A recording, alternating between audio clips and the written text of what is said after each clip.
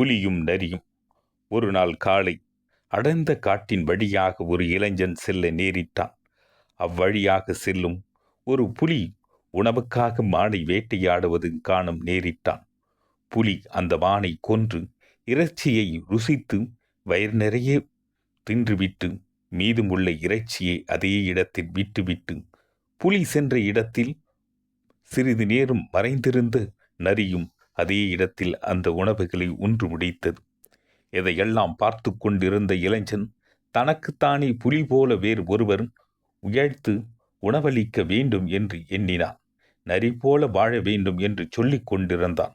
அப்போது ஆச்சரியத்தின் ஒரு குரல், முட்டாள், கம்பீரமாக புலியின் பின்பற்றுவதா, சோம்பேறி போல் நரியை பின்பற்றுவதா என்று ஒரு குரல்.